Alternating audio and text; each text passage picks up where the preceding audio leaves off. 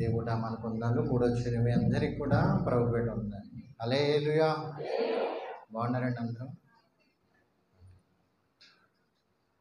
దేవుడి కృప వలన దేవుడు మనందరినీ కూడా నెలంతా కాచి కాపాడి, అలాగే గుడ్ ఫ్రైడే, అలాగే ఈస్టర్లోకి మనం వచ్చాం. ఇది చాలా సంతోషకరమైన సమయం. ప్రపంచం మొత్తం కూడా జరుపుకునే పండగ. ఒక పట్టణం కానీ, ఒక పల్లెటూరు కానీ ఎక్కడో కాదు, మొత్తం యావత్ ప్రపంచంలో కూడా జరుపుకునే పండగ. ఏ పండగ అది? ఈస్టర్, క్రిస్మస్, అలాగే గుడ్ ఫ్రైడే. ఇవన్నీ కూడా ఒక ఉన్నతమైన క్రైస్తవులకు ఇవే పండగలు కాదు. అసలు మనం ఎప్పుడైతే దేవుణ్ణి ఆరాధిస్తామో అదే పెద్ద పండుగ. హల్లెలూయా. మూడే పండుగలు కాదు. చాలామంది అనుకుంటారు క్రైస్తవులకు మూడే పండుగలు ఉన్నాయి. మనకు మూడు కాదు, చాలా ఉన్నాయి. ప్రతి ఆదివారం కూడా పండుగ. అసలు నువ్వు భక్తితో దేవుణ్ణి చూడగలిగితే రోజు కూడా పండగే. ఓకే, ఈరోజు టైం ఎందుకు మార్చాల్సి వచ్చిందంటే, మధ్యాహ్నం అయ్యేసరికి ఎట్లా ఉంటుంది ఎండ? చాలా దారుణంగా ఉంటుంది. నేను ఉదయం 8 గంటలకి మంగాపురం వెళ్ళిపోయి 10 గంటలకల్లా ఇక్కడికి వస్తాను. బాగానే ఉంటుంది కదా, మీకు అందరికి ఇష్టమేనా? లేకపోతే ఆమ్లెట్ అయిపోతున్నాయి. పెద్దవాళ్ళు ఉన్నారు, ఇంకా కొంచెం ఇబ్బందికర వాళ్ళు ఉన్నారు కాబట్టి, పిల్లలు ఉన్నారు కాబట్టి ఈ వేసవి కాలం వరకు టైం తర్వాత చూద్దాం. కానీ మీరు కరెక్ట్గా 9 గంటల నుంచి 9:30 వరకు సండే స్కూల్ జరుగుద్ది. మీరు 10 గంటల నుంచి 9:30 నుంచి 12 గంటల వరకు ఆరాధన. గుర్తుపెట్టుకోండి, మళ్ళీ చెప్పాల్సిన పని ఉండదు. మళ్ళీ టైము అయ్యగారు గ్రూపులో పెడతారు, ఫోన్ చేస్తారని చూడొద్దు. కరెక్ట్గా 9:30కి వచ్చేయాలి మీరు. నాకు టైం సరిపోద్ది, మీకు కరెక్ట్గా సరిపోద్ది. ఒక అరగంట పాటలు పాడినా నేను కరెక్ట్గా 10 గంటలకల్లా నేను వచ్చేస్తాను. ఓకేనా? బాగానే ఉంది కదా అందరికీ? ఓకే, హల్లెలూయా. ఓకే, మరి ఒకసారి అందరికీ హృదయపూర్వక వందనాలు. ఈస్టర్ శుభాకాంక్షలు. యేసు ప్రభువారి మరణాన్ని గెలిచి తిరిగి లేచిన రోజు ప్రపంచంలో ఒక అత్యున్నతమైన రోజుగా ఈ రోజును దేవుడు చేశాడు. ఆయన తిరిగి లేవటము గొప్ప ధన్యత. వాక్యంలోకి వెళ్దాం. కొరింథీయులకు రాసిన మొదటి పత్రిక 15వ అధ్యాయం 3వ వాక్యం చదువు. నాకు ఇయ్యబడిన ఉపదేశమును మొదట మీకు అప్పగించితిని. అదేమనగా, లేఖనముల ప్రకారం క్రీస్తు మన పాపముల నిమిత్తము మృతి పొందెను, సమాధి చేయబడెను, లేఖనముల ప్రకారం 3వ దినమున లేపబడెను. చిన్న ప్రార్థన చేసుకుంటాం. పరిశుద్ధుడా, ప్రేమగల తండ్రి, వాక్యమైన దేవా, మీరే మాతో మాట్లాడండి తండ్రి. ఈరోజు ప్రత్యేకమైన నీ యొక్క ప్రభా, ఉన్నతమైన ఈ యొక్క పునరుద్ధాన శక్తిని, పునరుద్ధానపు అనుభవం మాలో పెంపొందింపజేసి నీ మాటలు వినగలిగే శక్తి, నీ పరిశుద్ధాత్మ సహాయము మాకు దయచేసి మీరే మా అందరితో మాట్లాడమని, నీ వాక్యంలో లేఖనంలో ప్రతి సత్యాన్ని మాకు తెలియజేయాలి. యేసు నామమున ప్రార్థనలు వేడుకొంచున్నాను తండ్రి, ఆమేన్. హల్లెలూయా. ఓకే, వాక్యం చెప్తుంది, తాను చెప్పినట్టే తిరిగి లేచాను. అసలు ఈస్టర్ అంటే ఏంటి? ఈస్టర్ అంటే అర్థం ఏంటంటే వసంతకాలం అని అర్థం. వసంత ఋతువు అని అర్థం. వసంతకాలం, వసంత ఋతువు అంటే అర్థం ఏంటంటే అది చిగుర్చే టైం. ఒక చెట్టు చూడండి, దాన్ని నరికి వేయబడినప్పుడు, లేకపోతే చెట్లు ఆకులు రాలిపోయినప్పుడు ఏమవుతుంది? అది వసంతకాలాన్ని చిగురు వస్తుంది. అలాగే యేసు ప్రభువారు సమాధి గెలిచి తిరిగి లేచారు. అందరూ అనుకున్నారు ఇంకా సత్యాన్ని చంపేశాం, సత్యం సమాధి అయిపోయింది అనుకున్నారు. కానీ తిరిగి 3వ దినాన్ని చిగురించాడు. హల్లెలూయా. చాలా దేశాల్లో ఏం చేస్తారంటే, వాళ్ళు శనివారం రోజు కోడిగుడ్లు తెచ్చుకుంటారు, ఎగ్స్ తెచ్చుకొని దానికి కలర్స్ అయ్యేసి ఈస్టర్ అని రాసుకుని బహుమతులకి ఇచ్చుకుంటారు. అది ఎందుకు చేస్తారంటే గుడ్లు ఏముంటుంది? జీవం ఉంటుంది. మనం కోడి గుడ్డునే చూస్తాం కానీ దాంట్లో ఏముంది? జీవం ఉంది. ఒకరోజు అది పగిలి పిల్లగా బయటకు వస్తుంది. అలాగే మనిషి జీవితం కూడా ఉంది. మన యేసయ్య ఎలాగైతే మరణించి తిరిగి లేచాడో తను నమ్మిన పిల్లలు కూడా అలాగే లేస్తారని ఒక ఉన్నతమైన సత్యాన్ని తెలియజేయడానికి ఈస్టర్ పండగ చేస్తారు. హల్లెలూయా. ఆ లేఖనం చెప్పినట్లుగా, లేఖనం చెప్పడం ఏంటి? చాలా గ్రంథాలు ఉన్నాయి. చాలామంది పెద్ద పెద్ద గొప్ప వాళ్ళు ఉన్నారు.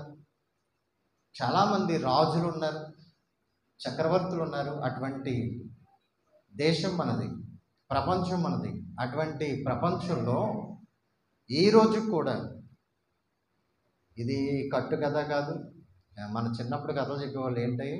అనగనగా ఒక ఊరుంది, ఆ ఊరిలో ఒక రాజు ఉన్నాడు. అసలు ఆ ఊరు ఎక్కడుందో తెలియదు, ఆ రాజు ఎక్కడున్నాడో తెలియదు, ఆ రాజు ఎవరో కూడా మనకు తెలియదు. కథలు చాలా బాగుంటాయి. కథలు వినడానికి కూడా చాలామంది వస్తారు. కథలు చెప్పడానికి బాగానే ఉంటాయి, వినడానికి బాగుంటాయి. కానీ ఎక్కడో లేనిపోని అన్నీ కూడా కథలు చెప్తారు. ఒక మనిషి ఏదో అయిపోయినట్టు, జంతువుగా మారినట్టు, లేకపోతే సినిమాలు కూడా చాలా విచిత్రంగా, అసలు 3 గంటలు లోపలికి వెళ్తే వాళ్ళకి ఏమి కూడా తెలియదు, అందులో లీనమైపోతారు. ఈ స్టోరీలన్నీ కూడా, కథలన్నీ కూడా అవి ఎక్కడ వరకు అంటే అక్కడ వరకే. కానీ చరిత్ర ఇది, బైబిల్ గ్రంథము చరిత్ర. యేసు ప్రభువారు ఆయన ఈ లోకానికి రావటం, ఆయన 2000 సంవత్సరాల క్రితం జన్మించడం, అది లేఖనంలో రాయబడి ఉంది. కొన్ని వేల సంవత్సరాల క్రితం నుంచి కూడా లేఖనాలు రాయబడ్డాయి. ఆదికాండం మొదలుకొని ప్రకటన గ్రంథం వరకు కూడా ప్రవచనాలే. అన్ని లేఖనాలు నెరవేరడానికి యేసుక్రీస్తు ప్రభువారు ప్రతిదీ కూడా చేశారు. ఆయన పుట్టుక, ఆయన యెరూషలేము రావటం, యెరూషలేముకి ఎప్పుడు వస్తారో 70 వారాల లోపల ఎప్పుడైతే వస్తాడో ఆ రోజు కరెక్ట్గా ఆయన గాడిద మీద రావటం, అన్ని లేఖనములు నెరవేరినట్లుగా ఆయన చేశాడు.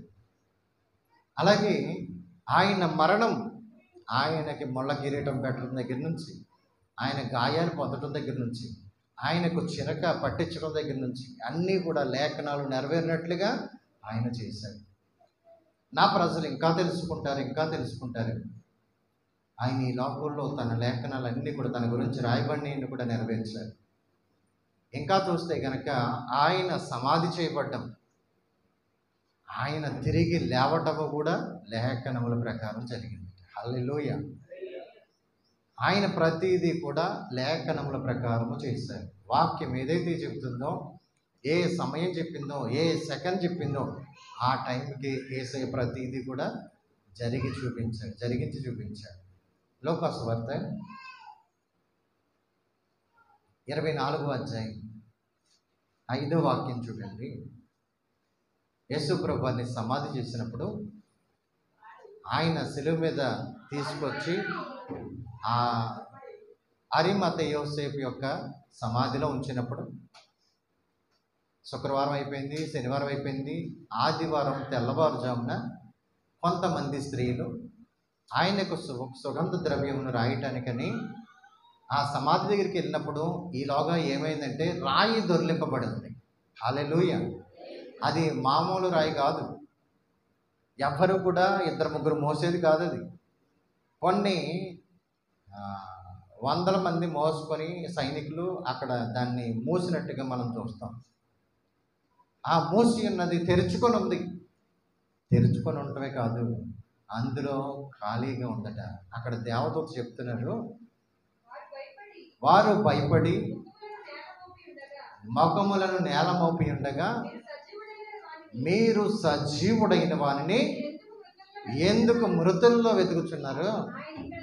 ఆయన ఇక్కడ లేడు, ఆయన లేచి ఉన్నాడు. హల్లెలూయా. ఆయన ఎక్కడున్నాడట? ఇక్కడ లేడు. ఆయన చెప్పినట్టుగానే లేచాడు. ఈ లోకంలో చాలామంది మనకు స్వతంత్రం తెచ్చిన వాళ్ళు ఉన్నారు, అలాగే గొప్ప గొప్ప నాయకులు ఉన్నారు. అందరి సమాధులు ఎక్కడెక్కడ ఉన్నాయో అక్కడే ఉన్నాయి. కానీ ఇప్పటికి కూడా యెరూషలేములో యేసుక్రీస్తు వారి సమాధి ఉంది. కానీ అక్కడ ఏం రాయబడి ఉందంటే ఆయన ఇక్కడ లేడు. హల్లెలూయా. ఆయన చెప్పినట్టుగానే లేచాడు, మరణాన్ని గెలిచి లేచాడు. ఖాళీ సమాధి ఉంది.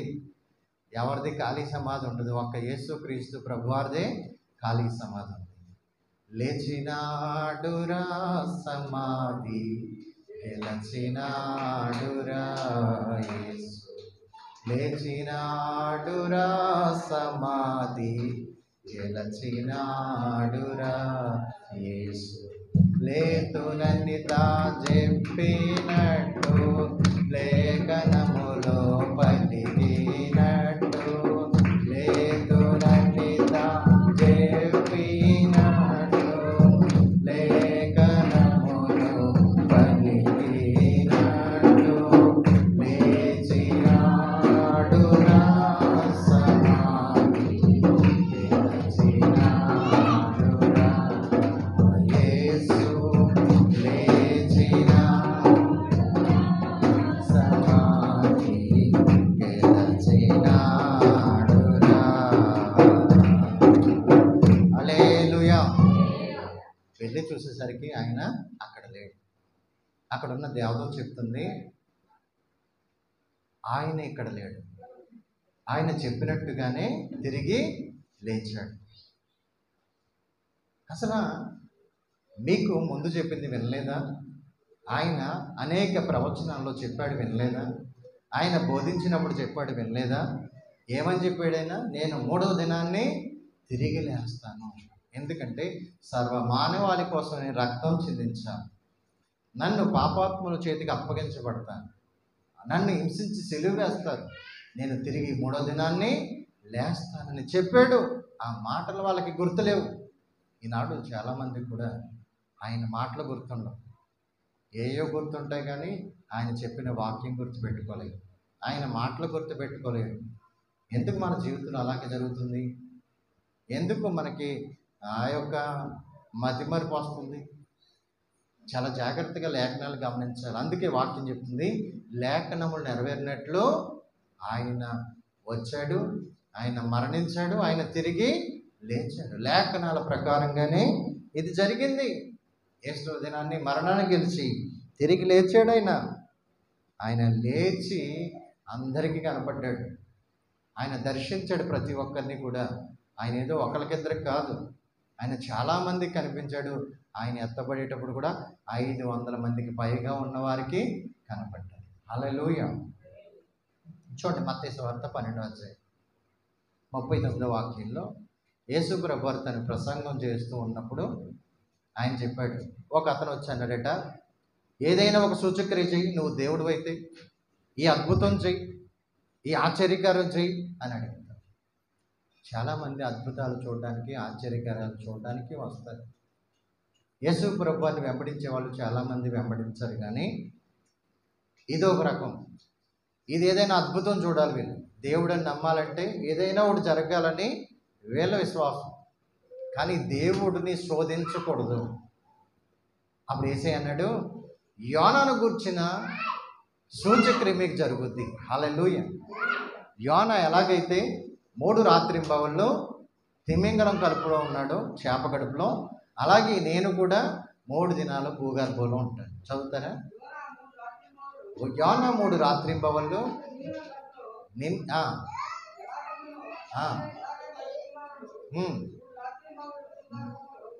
భూగర్భంలో ఉండును.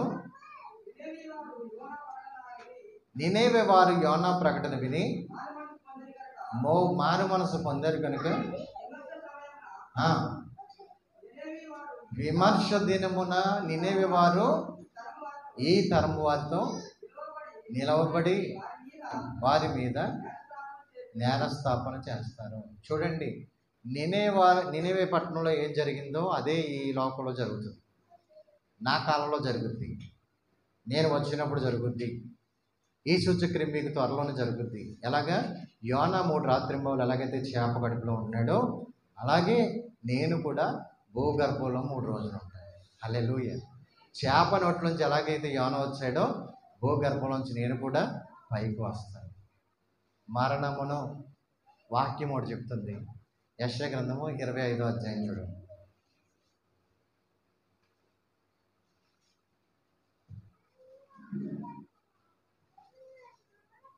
8వ వాక్యం. మరెన్నడను ఉండకుండా మరణమును ఆయన మృంగివేయును. హల్లెలూయా. మరణం అనేది ఎక్కడొచ్చింది? ఏదైనా తోటలోంచి వచ్చింది. మీరు 7 మాటలు ధ్యానం చేసినప్పుడు చాలా విషయాలు చెప్పారు, బాగా మంచిగా చెప్పారు వాక్యం అని నేను విన్నాను. చాలా సంతోషం. మీరు ఎదగటమే నాకు సంతోషం. ఆ రోజు శుభ శుక్రవారం రోజు ఏం జరిగింది? మంచి శుక్రవారం అని ఎందుకంటారు? ఆయన మరణాన్ని మింగివేశాడు. హల్లెలూయా. మరణమా నీ ముళ్ళెక్కడ, మరణమా నీ విజయం ఎక్కడ? మరణపు ముళ్ళను ఆయన మృంగివేసి, మరణపు ముళ్ళను మృంగివేశాడు. మనిషిని భయపెట్టే, మనిషిని బాధ పెట్టే, దేనికి మనిషి భయపడ్డ కానీ మరణం అనేసరికి భయం వస్తుంది. దేనికి భయపడరేమో కానీ మరణముకు తప్పకుండా మనిషి భయంలో ఉన్నాడు.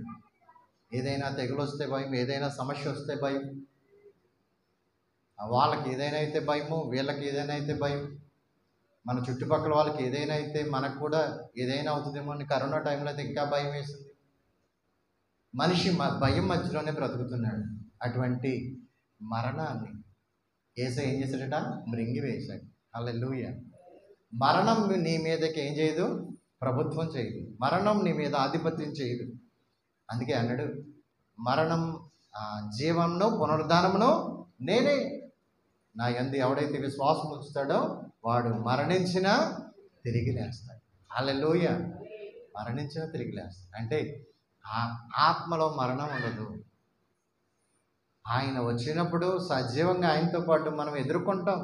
ఆయన ఎలాగైతే మరణాన్ని గెలిచి తిరిగి లేచాడో మనము కూడా మరణాన్ని గెలిచి తిరిగి లేచే రోజు ఒకటి ఉంది. హల్లెలూయా. సజీవులు ఉండే మనం ఎదుర్కొంటాము. సమాధిలో ఉన్నవారు కూడా ఆయన్ని ఎదుర్కొంటారు. జీవం ఇస్తాడు. పునరుద్ధానాన్ని, జీవాన్ని నేనే అని సెలవిచ్చాడు యేసు. హల్లెలూయా. ఈ యొక్క ఉదయకాల సమయంలో దేవుడు ఆయన చాలా పర్యాలు చెప్పాడు. నేను ఈ లోకంలో నా ప్రాణం అర్పిస్తాను, ఈ దేవాలయం పడగొట్టి 3 దినాల్లో కడతానన్నాడు. ఏ దేవాలయం గురించి చెప్పాడు? దేహం అనే దేవాలయం గురించి. వాళ్ళకి అర్థం కాలేదు. ఈ దేహం అనే దేవాలయాన్ని పడగొట్టి 3 రోజుల్లో కట్టాడు ఆయన. ఆయన మత్తయి సువార్త 16వ అధ్యాయం చూడండి. 16వ అధ్యాయం 21వ వాక్యం.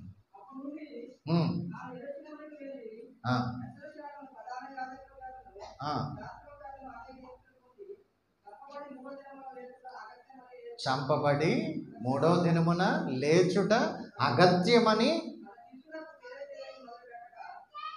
హల్లెలూయా. ఆయన ముందే చెప్పాడా లేదా? ఎటువంటి శ్రమ పొందుతాడో, ఆయన రక్తాన్ని చిందించిన ద్వారా మనకు పాప విమోచన అవుతుందని ఆయన అన్నీ కూడా ముందే చెప్పేశాడు.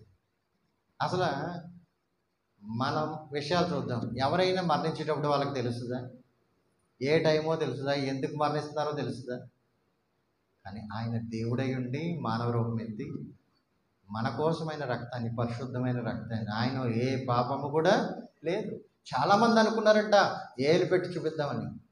యేసయ్య వైపు ఏలు పెట్టి చూపించడానికి ఎవ్వరు కూడా నాలో పాపం ఉందని మీలో ఎవడు స్థాపించగలరు? ఇప్పుడు చాలామంది కూడా జరిగే పరిస్థితులు ఏంటంటే, సువార్తను ఎందుకు అడ్డుకుంటున్నారంటే, ఎందుకు సేవకులను చంపుతున్నారంటే, ఈ సువార్తని ప్రకటించకూడదు. సువార్త అంటే ఏంటి? యేసయ్య మన కోసం వచ్చాడు, రక్తాన్ని చిందించాడు, ఆయన తిరిగి 3వ దినాన్ని లేచాడని చెప్తే చాలా కోపం వస్తుంది. అంటే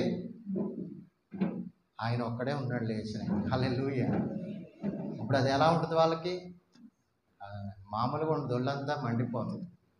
అందుకే మీరు సువార్త ప్రకటిస్తే శిష్యులు ఎందుకు కొట్టారు? శిష్యులు ఎందుకు హింసించారు? ఎందుకు వాళ్ళని హతసాక్షులుగా చేశారు? మొన్న కూడా మనం చూసాం. ఎందుకండి? ఈ సువార్త అంటే సాతానికి పడదు. సాతాను ఏం చేద్దాం అనుకున్నాడంటే అందరినీ మరణానికి అప్పగించి పాతాళానికి తీసుకెళ్లాలని, అగ్ని గుండంలో తీసుకెళ్లాలని వాడి ప్రయత్నం. కానీ నా యేసయ్య నా యేసయ్య వచ్చింది ఎందుకు? నిన్ను నన్ను రక్షించడానికి, నిన్ను నన్ను బలపరచడానికి, నిన్ను నన్ను ఆ నరకం తప్పించి పరలోక రాజ్యానికి తీసుకెళ్ళడానికి. అటువంటి దేవాతి దేవుడిని కలిగిన మనం యెహోవా తమకు దేవుడుగా గల జనులు ధన్యులు. ఆయన నమ్ముకున్న వారు ధన్యులు. ఈ లోకమంతా కూడా మనల్ని చెడగొడుతుంది. ఎవరైనా తాగితే ఏమనరండి, ఎవరైనా ఏ పాపం చేసినా వాళ్ళని పట్టించుకోరు. కానీ నువ్వు బైబిల్ పట్టుకుని చర్చికి రా, వెంటనే ఆటంకం వస్తుంది. అయ్యరా నువ్వు దిగిపోయావా, అమ్మ నువ్వు దిగిపోయావా. ఇది మంచి పనా చెడు పనా? మనం ఎందుకు భక్తి చేస్తున్నాం, ఎందుకు దేవుడిని నమ్మాం? అసలు మన పాపాలు మనం తీసుకోలేమనే కదా. మన జన్మ కర్మ పాపంలో ఆదాం దగ్గర నుంచి వచ్చిన పాపం కడగబడాలి. ఆ కడగబడాలంటే యేసే రక్తంలో కడగబడాలి. మన కోసం యజ్ఞం చేసింది ఆయన, శిలువ మీద బలి అయింది ఆయన. అందు నిమిత్తం ఆయన యందు విశ్వాసం ఉంచి ఆయన ఎలా లేచేయడం మనం అలా లెగుస్తామని విశ్వాసంతో దేవుడి దగ్గరికి వస్తే ఈ లోకం ఏం చేస్తుందంటే మనల్ని వెలుచూపు చూస్తారు, నిందలు వేస్తారు, అవమానపరుస్తారు. కానీ మనము విశ్వాసానికి దాన్ని కొనసాగించి యేసు వైపు మాత్రమే చూడాలి. హల్లెలూయా. ఎందుకంటే ఆయన పునరుద్ధానం ద్వారా మనకి ఏం మేలు కలిగినాయో, శిలువ మీద పలికిన 7 మాటలు ఎలాగైతే ఉన్నాయో ఆయన తిరిగి లేచిన తర్వాత కూడా 7 మాటలు మాట్లాడారు. హల్లెలూయా. ఎప్పుడన్నా చదివారా మాటలు? యేసు ప్రభువు పునరుద్ధానం అయ్యాక 7 మాటలు మాట్లాడారు. ఏం మాటలు అవి? ఆయన శిష్యులు ఫస్ట్ వచ్చింది ఎవరు? మగ్దలేనే మరియ, ఇంకొక మరియ, కొంతమంది స్త్రీలు వచ్చారు. స్త్రీలకి ఏదైనా ఎక్కువే ఉంటుంది ప్రేమ. హల్లెలూయా. శిష్యులు కూడా భయపడి దాక్కున్నారు, కానీ ఎవరు తెగించారు? అసలు 10 మందో ఎంతమంది వచ్చారో మనకు తెలియదు, కానీ మగ్దలేనే మరియ కొంతమంది స్త్రీల పేరు చెప్పారు. మగ్దలేనే మరియ ఎవరు? 7 దెయ్యములు పట్టుకొని విపరీతంగా భయపడి దెయ్యముల చేత శోధించబడి ఆమె యేసు ప్రభువారు ఆమె తాకినప్పుడు స్వస్థత పొందింది. హల్లెలూయా. ఈ లోకంలో దెయ్యాల్ని వదలగొట్టేది ఎవరు? యేసుక్రీస్తు ప్రభు. దెయ్యాలు కానీ ఎటువంటి రోగమైనా ఎటువంటి శక్తులైనా ఆయన ముందు నిలవలేవు. ఈ మగ్దలేనే మరియ యేసు ప్రభువారు ఒకరోజు ప్రసంగం చెప్తుంటే అక్కడికి వచ్చింది. వచ్చినప్పుడు ఆమెను దేవుడు గద్దించాడు. ఆమెలో ఉన్న దెయ్యాలు, ఆమెలో ఉన్న 7 దెయ్యాలు ఏమైనాయట? వెళ్ళిపోయి మంచిగా అయిపోయింది. మంచిగా ఆమె యేసు ప్రభువారి దగ్గరే ఉంటూ యేసు ప్రభువారికి పరిచర్య చేస్తూ ఆమెకున్న ధనంతో ఆమెకున్న సౌకర్యాలతో యేసు ప్రభువారి కూడానే ఉండి ఆమె యేసు ప్రభువారి సువార్త ప్రకటిస్తుంది. ఎందుకు? దేవుడు చేసిన మేలు అంత గొప్పది. ఆమెలో ఉన్న దెయ్యాలని ఎవ్వరూ కూడా పోగొట్టలేదండి. ఎవరు పోగొట్టారు? నా యేసే. ఈరోజు ఆ దెయ్యాలు నన్ను చంపేసే కదా, నేను బ్రతికున్నానంటే ఎవరు? యేసుక్రీస్తు. ఆ కృతజ్ఞత కలిగి ఆ కృతజ్ఞత మనసుతో యేసు ప్రభువారిని చూడడానికని వెళ్ళింది. ఎందుకు? నన్ను రక్షించిన దేవుడు నన్ను పాపం నుంచి, శాపం నుంచి, దెయ్యాల నుంచి విడిపించాడు. మనం కూడా సాక్ష్యం చెప్పమంటే రేపు తెల్లవారుజాము అవుతుందేమో నాకు తెలిసి. ఒక్కొక్కరికి ఒక్కొక్క సాక్ష్యం ఉంటుంది. ఎందుకంటే దేవుడు చేసిన మేలు అంత గొప్పవి. అన్ని శాతపడి శక్తుల నుంచి, అన్ని బలహీనతల నుంచి మనల్ని విడిపించాడు. ఆ యొక్క విడిపించిన దేవుణ్ణి మనం విడిచిపెడతామండి? ఎవరైనా చెప్పినా విడిచిపెట్టాం మనం. ఈరోజు ఇలా సువార్త ప్రకటిస్తున్న నన్ను ఏదో డబ్బుల కోసం నేను చేయట్లేదు, ఎవరో ఏది ఇస్తారని చేయట్లేదు, ఏదో దశభాగాల కోసం నేను చేయట్లేదు. ఈ రోజు కూడా నేను చెప్తున్నాను, ఇలాగ ఎవరైనా సరే చంపినా నేను చావడానికి సేవలోకి వచ్చాను. హల్లెలూయా. దేవుణ్ణి ప్రేమించి దేవుణ్ణి అనుసరిస్తూ నా దేవుడి కోసం బ్రతకాలని, నా దేవుడే నాకు సర్వస్వం అని ఎలాగైతే మనం బ్రతుకుతున్నామో ఆ రోజు మగ్దలేని మరియ కూడా ఎలా వచ్చిందట? ప్రాణాలకు తెగించి వచ్చింది. వచ్చి సమాధి దగ్గరికి చూసింది. ఏమైందట? ఖాళీగా ఉంది. యేసయ్య ఇక్కడ లేడు, తిరిగి లేచాడు. హల్లెలూయా. ఆమెతో ఒక మాట మాట్లాడాడు. అక్కడ ఏమనుకుంటుందంటే చూడండి ఒకసారి, యోహాను సువార్త 20వ అధ్యాయం.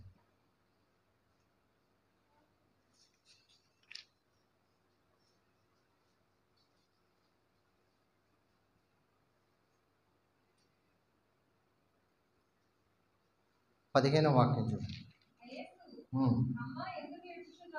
అమ్మ ఎందుకు ఏడ్చుచున్నావు, ఎవరిని ఎదుగుచున్నావు అని అడుగగా ఆమె అనుకొని, అయ్యా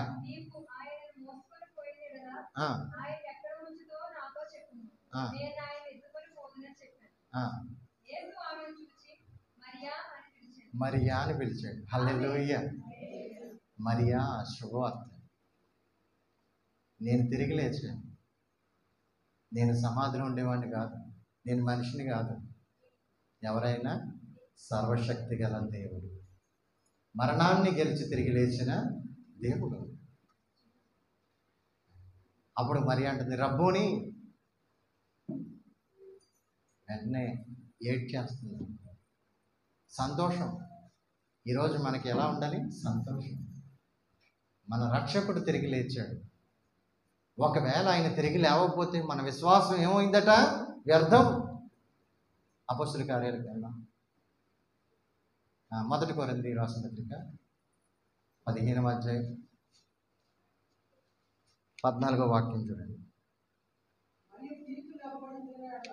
క్రీస్తు లేపబడి ఉండని ఎడల మేము వాక్యం ప్రకటించడం వ్యర్థం. మన విశ్వాసం ఇక్కడికి వచ్చి కూర్చోవడం కూడా వ్యర్థమే.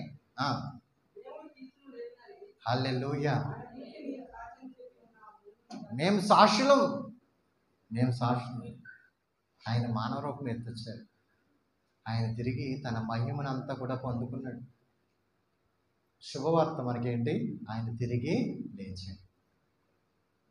ఈ శుభవార్త, ఒకటోది శుభవార్త మీకు శుభమగుగాక అంటాడు. ఫస్ట్ ఆయన శిష్యుల దగ్గరికి వెళ్ళి ఆ తలుపు వేసి ఉండగానే లోపలికి వెళ్ళి భయపడిపోతున్న వాళ్ళ మధ్యలో మీకు శుభమగుగాక అంటాడు. హల్లెలూయా. భయపడకండి. ఆశీర్వదించాడు. ఆ భయం ఇచ్చాడు. మీకు తోడై ఉంటా అన్నాడు. ఈ అమ్మాయి మార్గంలో చూడండి, లూకా సువార్త 24వ అధ్యాయంలో ఆయన తిరిగి లేవకపోతే మన విశ్వాసము, మన యొక్క భక్తి అన్నీ కూడా వేస్ట్. అందుకంటే ఆయన తిరిగి లేచాడు కాబట్టి మేము సాక్షులం. మమ్మల్ని చంపినా కూడా సరే, అపోస్తలులంట చెరసాలలో పెట్టి బంధించి మీరు యేసు గురించి ప్రకటించడానికి వీల్లేదు, మీరు యేసు గురించి సాక్ష్యం చెప్పడానికి వీల్లేదు, ఆయన తిరిగి లేచాడని చెప్పడానికి వీల్లేదండి. వాళ్ళని బంధించి పెడితే ఏమన్నా తెలుసా? మేము కన్న వాటిని విన్న వాటిని మేము చెప్పకుండా ఉండలేము. హల్లెలూయా. మేము చెప్పకుండా ఉండలేము. మా ప్రాణాలాగో ఆయన చేసిన మేలు, ఆయన ఉపకారాలు తలంచుకొని, ఆయన గొప్ప కార్యాలు మమ్మల్ని మరణం తప్పించాడు, నరకం తప్పించాడు. కాబట్టి ఆయన్ని చెప్పకుండా మేము ఉండలేము. చదవండి 24వ అధ్యాయం 13 నుంచి చదవండి.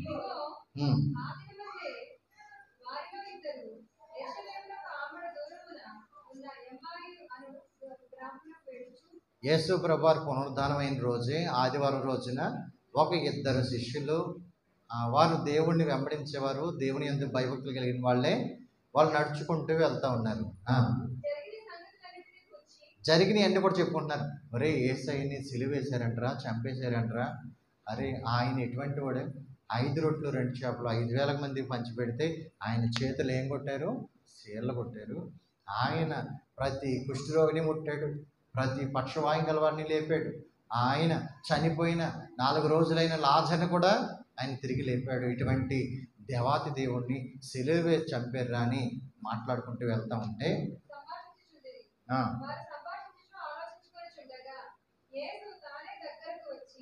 యేసు తానే దగ్గరికి వచ్చి వారితో కూడా నడిచాడు. హల్లెలూయా. యేసు ప్రభువారు ఎందుకు తిరిగి లేచాడండి? మనతో కూడా ఉండటానికి, నీకు తోడుగా ఉండటానికి. అరే ఆయన చనిపోయిన దేవుడు కాదు.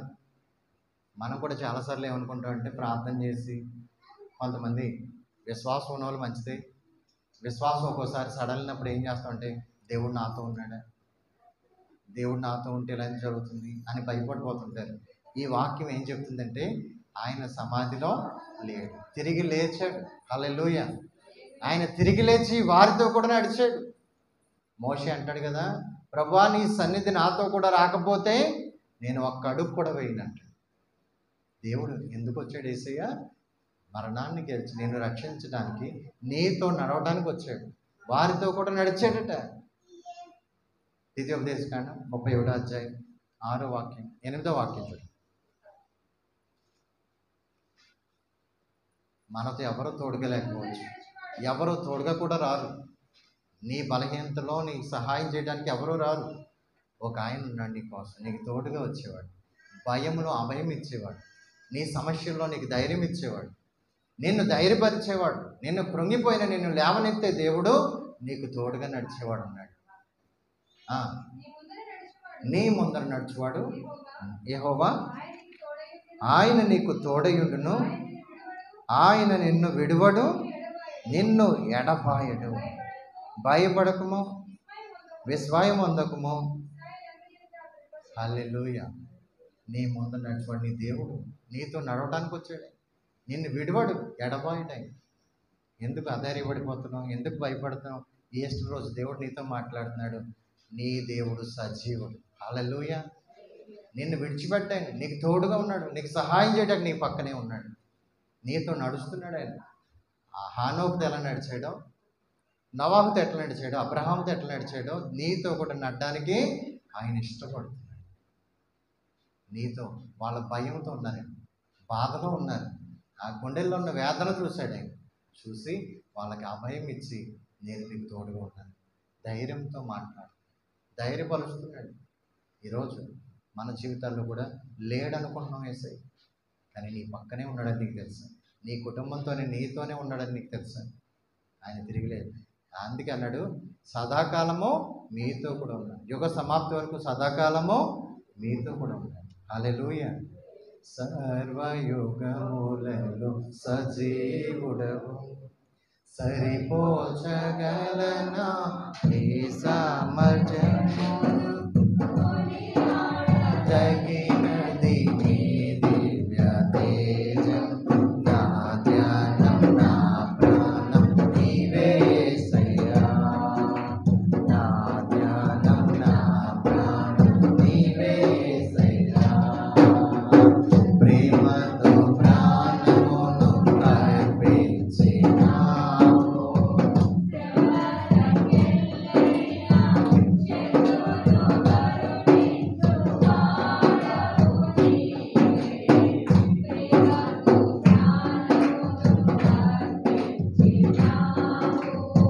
శ్రమల సంఖ్యలైన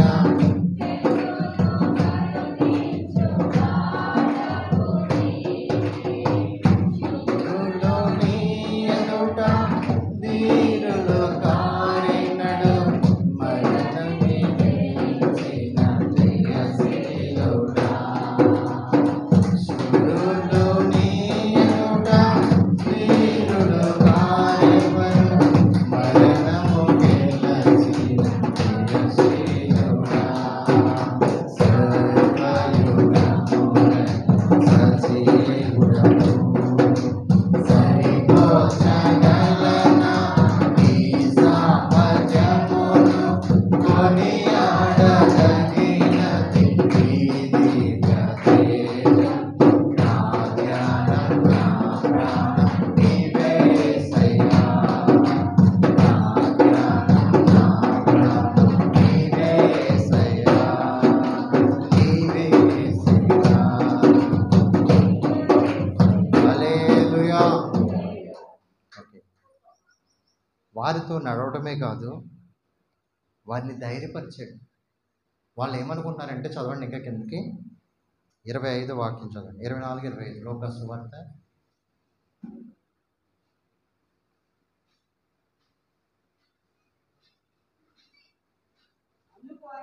ఉమ్. ఆ. నమ్మని మందమతులారా, ఆ, ఆయన తిరిగి లేచుట అగత్యము కదా. ఆ. చూడండి, వాళ్ళు ఏమనుకుంటారంటే లోపల లోపల భయపడిపోతున్నారు. ఏంటి ఇలా జరిగింది, ఎందుకు ఇలా జరిగింది అని భయపడిపోతుంటే యేసయ్య చెప్పారు. వాళ్ళతో మాట్లాడుతూ ఆయన మాట ఎలాంటిదట, వాళ్ళ గుండెల్లో మంటలు వస్తున్నాయంట, హల్లెలూయా. ఆయన మాట్లాడుతుంటే వారి గుండెల్లో మండుతుందట ఆ మాటలు. ఆయన ఎందుకు గద్దిస్తున్నాడంటే, నేను చెప్పినప్పుడు మీరు వినకుండా ఏం చేస్తున్నారు? చాలామంది వాక్యం సన్నిధికి వస్తారు, ఏదో వచ్చాము వెళ్ళిపోయాము, ఆ టైంకి ఉన్నామా లేదా అని వస్తారు తప్ప వాక్యాన్ని హృదయంలో పెట్టుకునే వాళ్ళు లేరు. యేసయ్య చెప్పినప్పుడు వీళ్ళు ఎక్కడున్నారు?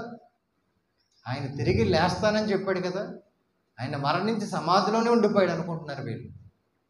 కానీ ఆయన లేచి వీళ్ళతో నడుస్తున్నాడు అన్న విషయాన్ని వాళ్ళు మర్చిపోయారు. ఎందుకు అంత మందమతులను ఉన్నారు?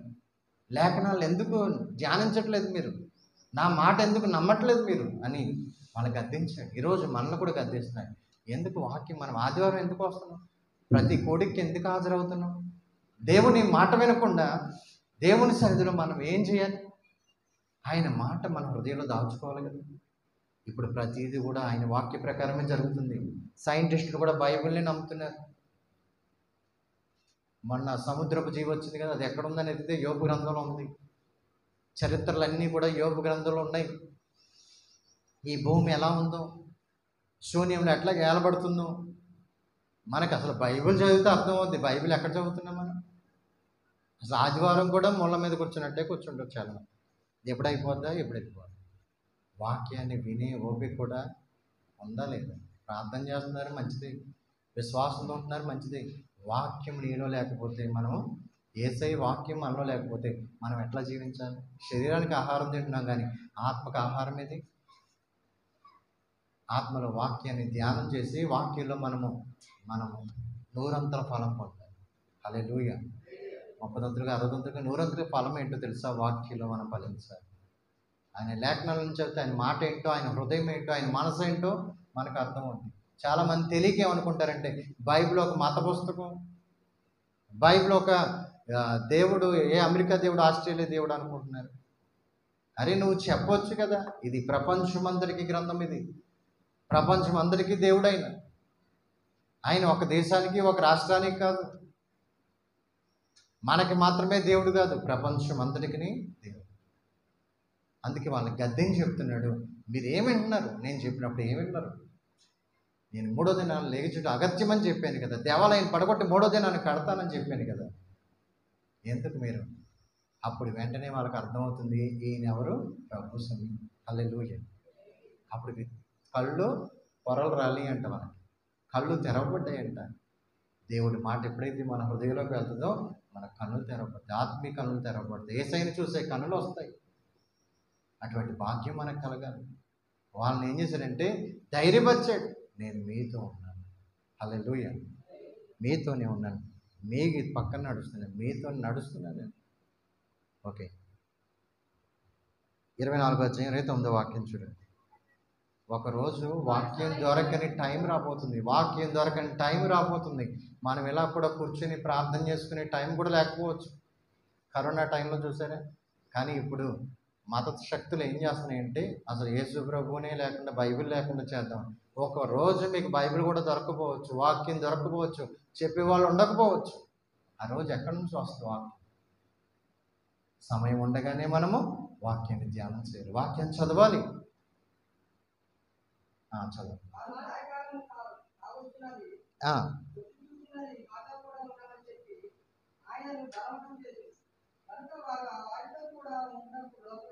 హల్లెలూయా. చూడండి, వారితో పాటు వెళ్ళి వాళ్ళతో పాటు ఏం చేశారట? భోజనం. నా యేసయ్య సమాధి గెలిచి తిరిగి లేచి ఆయనేమి ఎలా ఉన్నాడు? శరీరం, ఆత్మ ఉంది, ఆయనకి అన్నీ మామూలు రూపంగానే ఉన్నాడు. ఆయన ఆహారం కూడా భుజించి చూపించాడు. నేను తిరిగి లేచాను.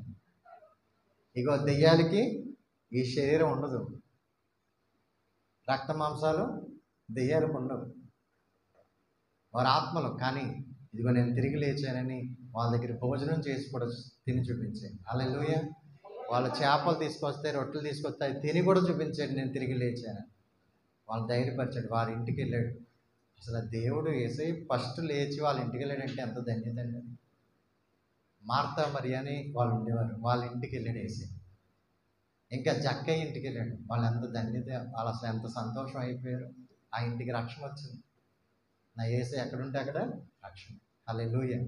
ఆ కుటుంబంలో అప్పుడు పొట్టు జక్కయ్య పేరు మారిపోయింది. పాపాత్ముడైన జక్కయ్య అనేవారు, పిసినారి జక్కయ్య అనేవారు. ఇప్పుడు ఏమైపోయాడు? పేదలందరినీ కాకేసి సహాయం చేస్తున్నాడు, వారికి భోజనం పెడుతున్నాడు. ఇప్పుడు జక్కయ్య యేసయ్య రాగానే జక్కయ్య మారిపోయాడు, బతుకు మారిపోయింది. యేసయ్యలోకి వస్తే నీ పాపం మారిపోవాలి, యేసయ్యలోకి వస్తే నీ బ్రతుకు మారిపోవాలి. హల్లెలూయా.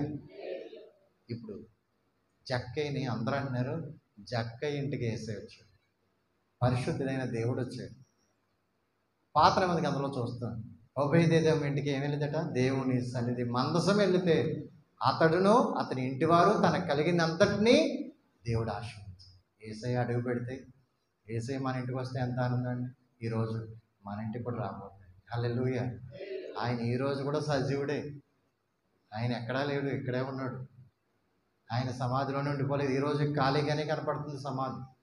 ఆయన వచ్చి ధైర్యపరిచి ఆయన ఆ ఇంట్లోకి వెళ్ళి వాళ్ళతో పాటు ఉన్నట్టుగా మనం చూస్తాం.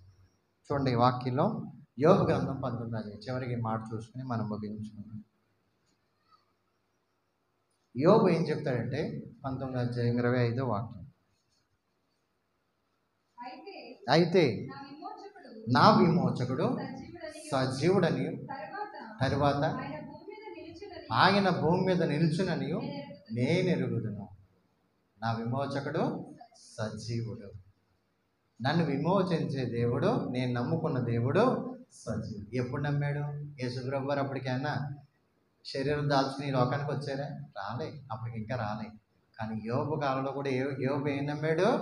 నా యేసయ్య తిరిగి లేస్తాడు, నా యేసయ్య చిగురిస్తాడు. చెట్టు మొద్దు ఎలాగైతే నరకబడిందో యెషయా మొద్దు నుంచి చిగురు పడుతుంది. అదే ఈస్టర్. ఈస్టర్ అంటే ఏమనుకున్నారు? ఆయన్ని చంపారు, తిరిగి 3వ దినాన్ని లేచాడు. ఈ ఈస్టర్ ఎవరు నమ్మారు? ఎప్పుడో పాతకాలంలో ఉన్న 1500 సంవత్సరాల క్రితం ఉన్న యోబు నమ్మాడు, నా విమోచకుడు సజీవుడు. నమ్మిన వ్యక్తులు ఏం జరుగుతాయంటే, యోబు శరీరం అంతా కుళ్ళిపోయింది, యోబు శరీరంలోంచి పురుగులు పట్టినాయి, యోబుకు అనారోగ్యం వచ్చింది, కుటుంబం పాడైంది, ఆస్తి అంతా పోయింది. కానీ ఏమి నమ్మాడట? నా విమోచకుడు సజీవుడు. ఆయన ఎలా తిరిగి లేస్తాడో నా జీవితాన్ని కూడా అలా బ్రతికిస్తాడు, నా ఆరోగ్యాన్ని కూడా తిరిగి అలా ఇస్తాడు, నేను పోగొట్టుకున్న దానికంటే 2 దీవెన నాకు ఇస్తాడని నా విమోచకుడు సజీవుడని నమ్మాడు. కాబట్టి అతని జీవితంలో దేవుడు అద్భుతం చేశాడు. హల్లెలూయా. నమ్మిన వాని వల్ల గొప్ప కార్యాలు జరుగుతాయి. నమ్మి ఎవరైతే ఉంటారో నమ్మువానికి సమస్తము సాధ్యం చేస్తాడు దేవుడు. నువ్వెంత ఆరోగ్యంతో ఉంటావని నమ్ముతావో, నా విమోచకుడు యేసయ్యని నమ్ముతావో, నీకు తప్పకుండా మేలు కలుగుతుంది. హల్లెలూయా. ఈ ఉదయకాల సమయం దేవుడు మనతో మాట్లాడేది యోబు లాంటి విశ్వాసం అనుకుంటారు. ఆ జరగంద కూడా చూశాడు. నా విమోచకుడు ఒక రోజు వస్తాడు, సజీవుడిగా తిరిగి లేస్తాడని, నా జీవితాన్ని కూడా తిరిగి లేపుతాడు అన్నాడు. నిజంగానే తిరిగి లేపాడు. అతనుకున్న అనారోగ్యం పోయింది, తనకున్న ఆస్తి పోయింది, అంతా తిరిగి 2 వచ్చింది, తన పిల్లలు వచ్చారు, అందరూ కూడా అన్నీ తిరిగి ఇచ్చాడు. అంటే ఈస్టర్ మనం పోగొట్టుకున్నవి కూడా దేవుడు తిరిగి ఇస్తాడు. ఆయన నీతో ఉన్నాడు కాబట్టి, నీ ఇంట్లో ఉన్నాడు కాబట్టి, ఆయన సజీవుడు కాబట్టి నా విమోచకుడు సజీవుడు. ఎంత మంచి మాట అండి అది. ఆ మాట మనం హృదయంలో పెట్టుకుంటే చాలు. నన్ను విమోచించే దేవుడు సజీవుడని నమ్మితే చాలు. నీ జీవితంలో నీకు ఆరోగ్యం మళ్ళీ తిరిగి ఇస్తాడు, నీ యొక్క విశ్వాసాన్ని మళ్ళీ తిరిగి ఆయన నెలకొల్పుతాడు. హల్లెలూయా. ఆయన ఆరోహణం అయ్యేటప్పుడు చెప్పాడు, శిష్యులతో మాట్లాడుతూ, మీ హృదయములను, యోహాను సువార్త 14 వాక్యం, మీ హృదయములను కలవరపడనివ్వకండి, విశ్వాసం ఉంచండి. విశ్వాసం ఉంచిన వారికి ఇగో నేను వెళ్తున్నాను, మళ్ళీ మీకోసం స్థలములో సిద్ధపరిచి నేను తిరిగి రాబోతున్నాను. కలవరపడనివ్వకండి.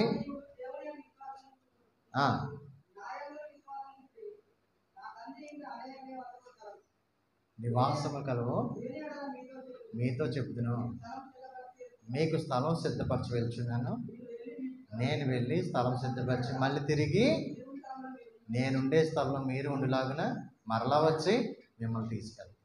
ఎంత గొప్ప వాగ్దానం అది. యేసయ్య త్వరగా రాబోతుంది.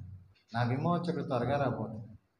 ఆయన రాకడికి సిద్ధపడాలి. మనం సిద్ధపడితే తప్పకుండా ఆయన మన కోసం వస్తాడు. రోమిలి కోసం పత్రిక 10వ అధ్యాయం 11వ వాక్యంలో లేఖనము చెప్పినట్లు ఎవరైతే యేసు ప్రభువు నా కోసం మరణించారు, యేసయ్య నా కోసం వచ్చారు, నా కోసం మరణించారు, నా కోసం తిరిగి లేపబడ్డారని ఎవరైతే నమ్ముతారో, చదువుతారా?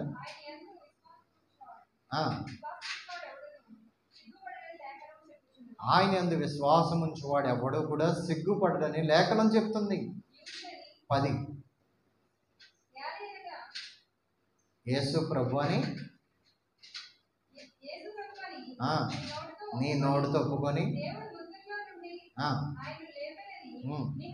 యేసే తిరిగి లేస్తాడని నువ్వు నమ్మిన ఎడల నీవు రక్షింపబడతావు.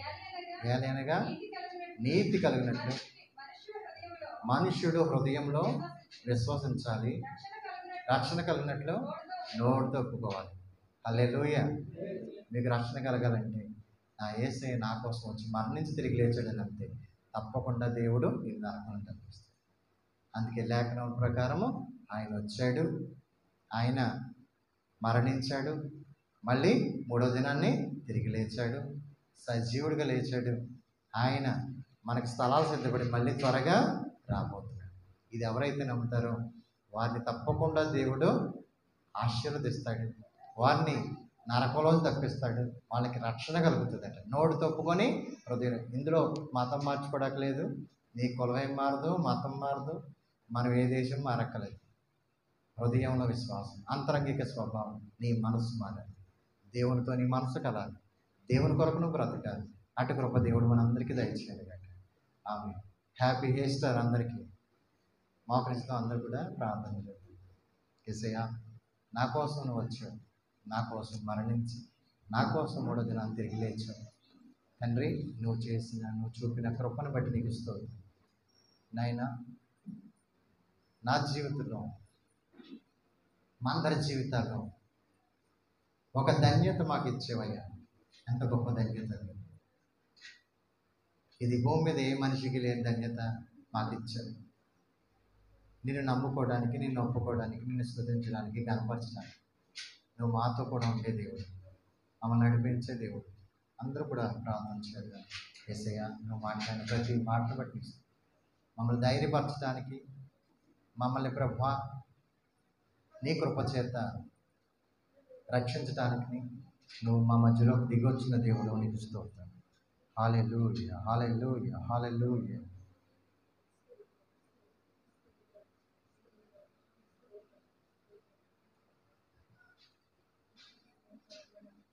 ధైర్యపరుస్తున్నాను నేను. నీకు భయం లేదు, నీకు భయం అక్కర్లేదు. నిన్ను రక్షించడానికి దేవుడు నీతోనే ఉన్నాడు. ఆయన నీతో నడవడానికి వచ్చి అమ్మాయి దారిలో వాళ్ళతో నడిచాడంటే దేవుడు. హల్లెలూయా, హల్లెలూయా, హల్లెలూయా. యోధా రాజసింహ తిరిగి లేచేను, తిరిగి లేచేను, మృతిని గెలచి లేచేను. యోధా రాజసింహ తిరిగి లేచేను, తిరిగి లేచేను, మృతిని గెలచి లేచేను. యోధా రాజసింహ తిరిగి లేచేను, తిరిగి లేచేను, మృతిని గెలచి లేచేను. యోధా రాజసింహ యేసు ప్రభువే, యేసు ప్రభువే, మృతిని గెలచి లేచేను. యోధా రాజసింహ తిరిగి లేచేను, మృతిని గెలచి లేచేను. యేసు లేచెను, రోడి ఆయెను, రోడి ఆయెను, సమాధి ఖాళీ ఆయెను. యేసు లేచెను, రోడి ఆయెను, రోడి ఆయెను, సమాధి ఖాళీ ఆయెను. యోధా రాజసింహ